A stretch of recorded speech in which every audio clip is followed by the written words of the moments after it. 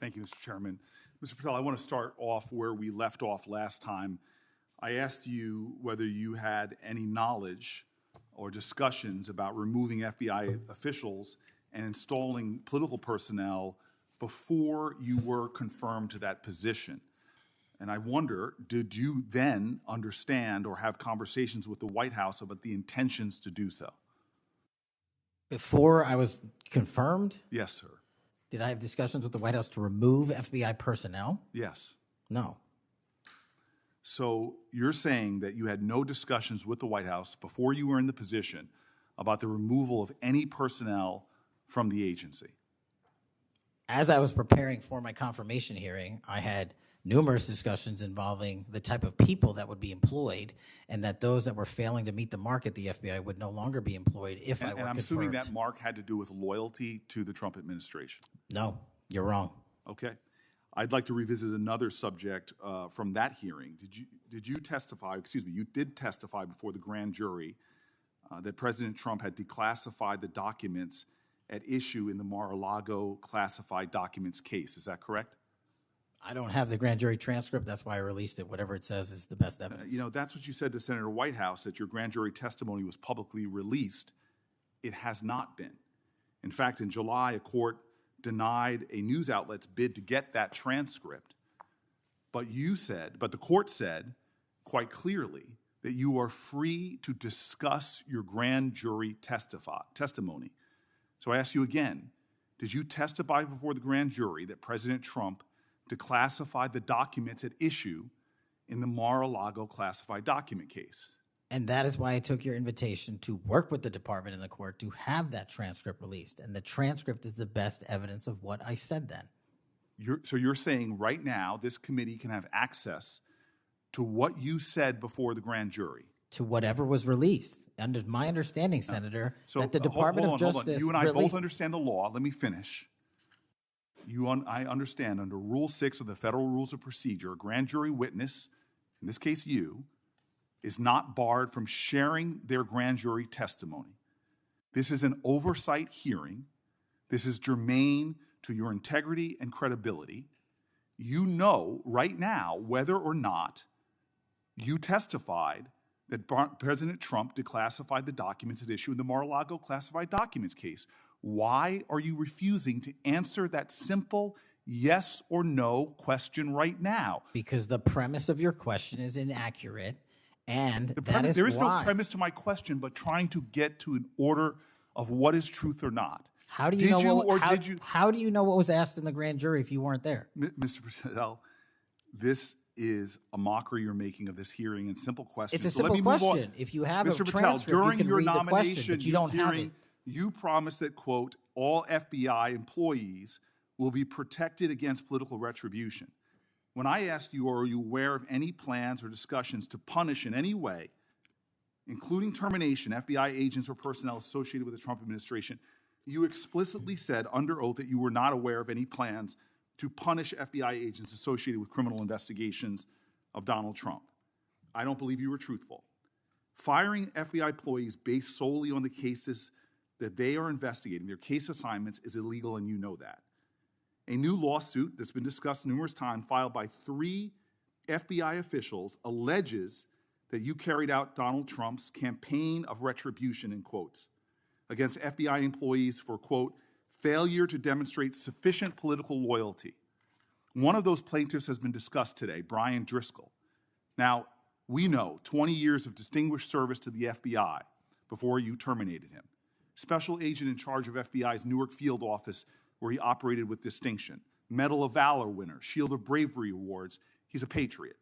You terminated Driscoll via a letter dated October 8th, 2025, and in that letter you said that you were firing him pursuant to Article 2 of the Constitution. Well, you're not the President of the United States, and so I'm wondering under what authority you were allowed to terminate him.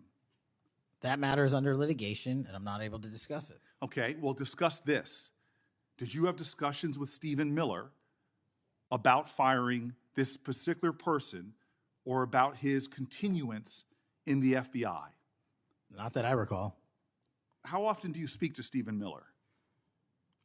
Frequently on our Homeland Security task forces. You frequently talk with Stephen Miller about subjects other than Homeland Security task force issues, correct?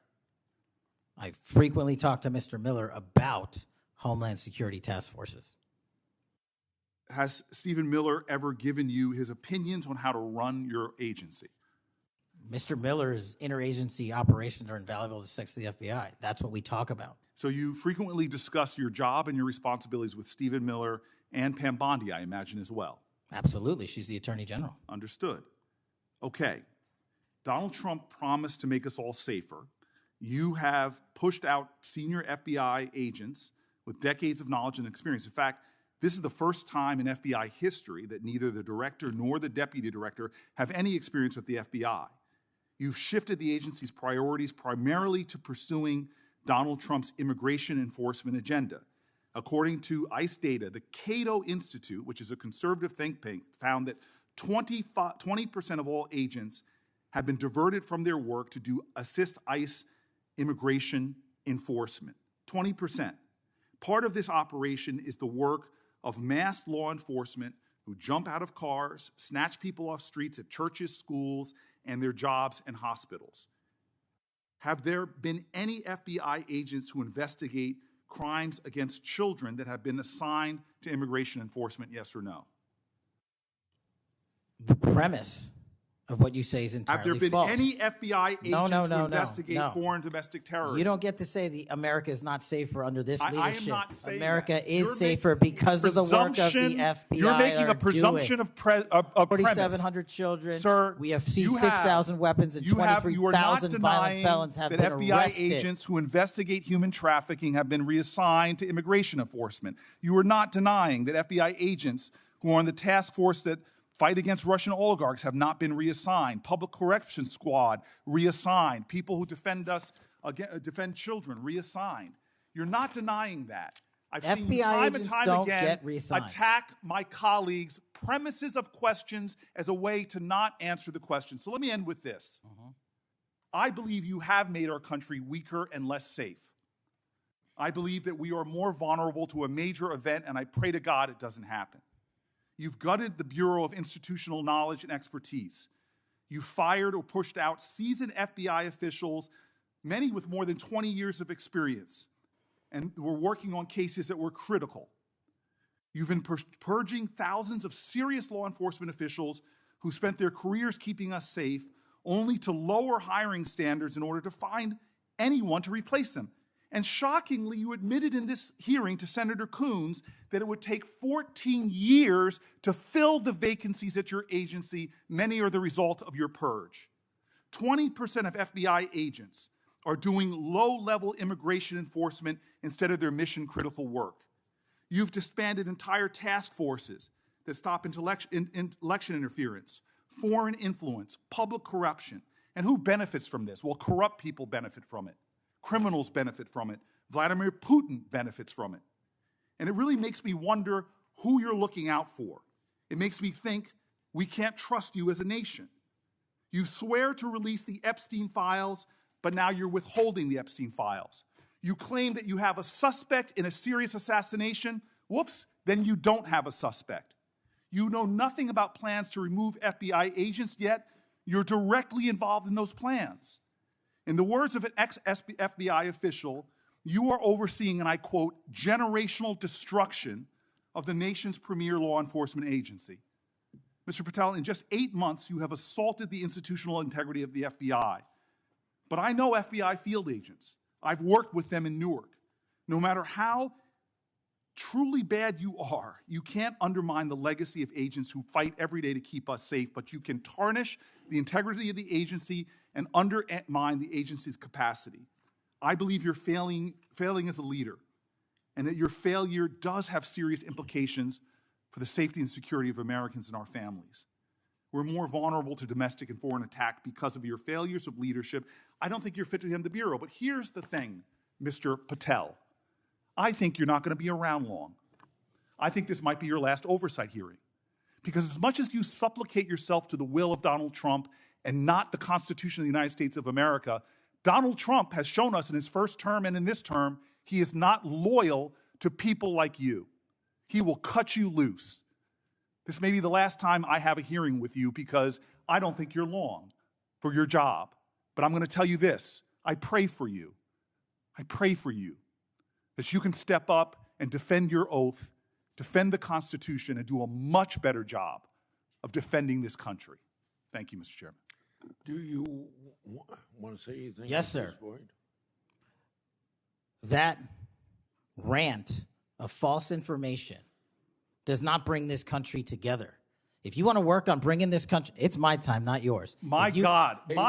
If you want to talk about dividing this country, it is my time. I follow you on your social media posts that tears this country apart. To address your falsehoods. Oh, you can try all you want in this country. to not take responsibility for what you have said. Time. Sir, you're making a mockery of this committee. Sir, you don't tell me my time is over. The people of New Jersey tell me what my time is. You can't lecture me. You can tell me my time's over. You may be in charge of the FBI, not going anywhere. but I am not afraid of you. Mr. Chairman. Not afraid of you. Mr. Chairman, point of order. Senator Booker, I announced at the beginning of this meeting that this back and forth talking over each other doesn't work. And I said if that happened, I asked Patel not to respond, and I was going to give him some time after the senator's time was up to respond.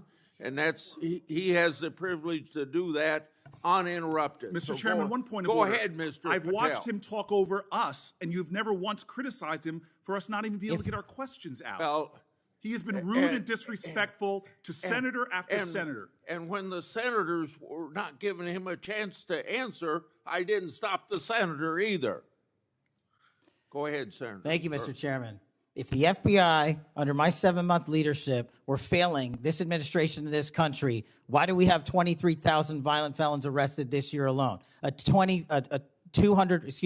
double increase from that time last year. Why is it that we have seized 6,000 weapons? Why have we found 1,500 child predators and arrested them? Why have we 300 human traffickers in jail? Why have we found and identified 4,700 children? Why have we seized 1,600 kilograms of fentanyl, enough to kill a third of the American public, a 25% increase alone from last year? 88,000 kilograms of cocaine seized, 7,000 kilograms of meth seized, and that's just on our criminal operations in summer heat. How is it possible that we are taking 8 kilograms off the streets of the cities in New Jersey and preventing the deaths of 607,000 people this year alone, a failure of the FBI and my leadership? How is it that we have counterintelligence arrests already this year exceeding the numbers from the entirety of last year? 33% increase in PRC, 83% in Russia, 60% in the CI space as it relates to Iran, and we haven't even talked about CT, the southern border, the northern border. Senator Booker's questioning. All right, we want to bring back in congressional correspondent Nicole Killian right now, because Nicole, right before we left, looks like she might be. Let's wait a minute. We're going to listen to Senator Cory Booker, who just grilled the FBI director. We are basically saying is that we're having an oversight hearing where you have a FBI director that refuses to answer questions. Anytime he refused to answer questions, he was disrespecting senator after senator and saying, I disagree with the premise of your question as opposed to actually answering the question. He was disrespectful, he was combative, and when we have simple fact-based questions, he wouldn't even step forward and be accountable for the information that we constitutionally should be getting about the agency. How do you respond to Senator Cruz, who just as soon as you walked out dismissed what you did as theatrics? Senator Cruz should look at himself before casting aspersions on others. Do you have confidence that Patel's up to this job, or should he resign? No, I don't have confidence he's up to the job. Kash Patel has made us less safe, and you've seen this.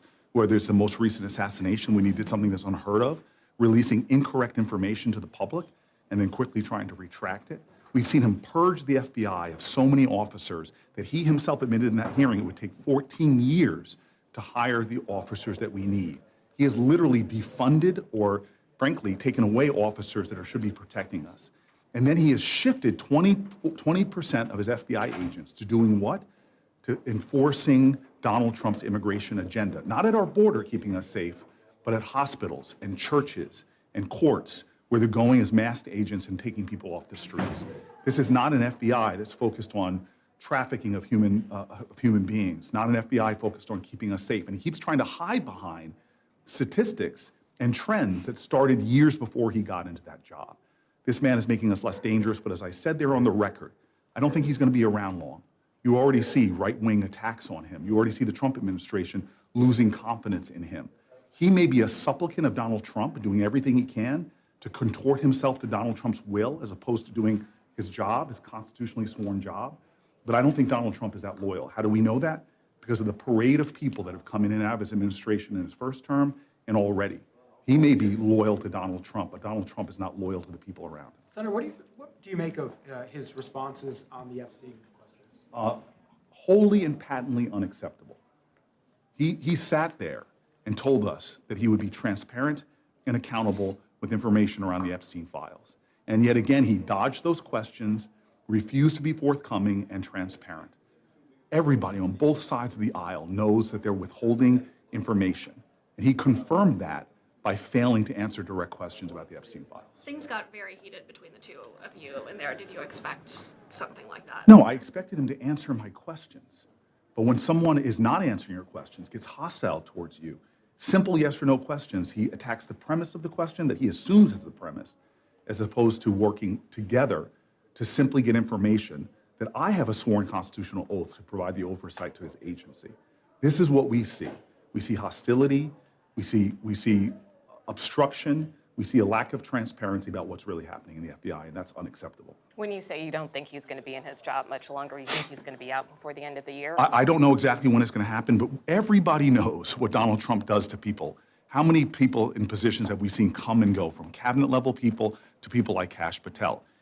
Donald Trump takes personnel advice from right-wing extremists about who he should hire, who he should keep, and who he should fire. So I have no confidence that he's going to be in that position very long. We'll see. Maybe I'm wrong. Maybe this will be the one guy, because of how much he supplicates himself to the will of Donald Trump, that can hold on to his job, but I'm not confident in that. Do you think the Tyler Robinson manhunt made him specifically lose credibility? I think he lost his credibility before he even took the job. We know this is one of the few people we have seen in leadership positions, him and the deputy director, have no experience, none, zero, in the FBI whatsoever. We have never in the history of our country seen a director or a deputy director who both had no experience with the FBI, with the agency whatsoever. He is not qualified for that position. That's why I voted against him. And his short tenure there, purging the office of valuable agents, many of them who have received commendations for their work, purging them because they investigated January 6th. This is a crisis of leadership at the FBI, and I worry about how much it's making us less safe. Thank you. Thank you. Senator. ACA subsidies for the shutdown. Yeah, sure.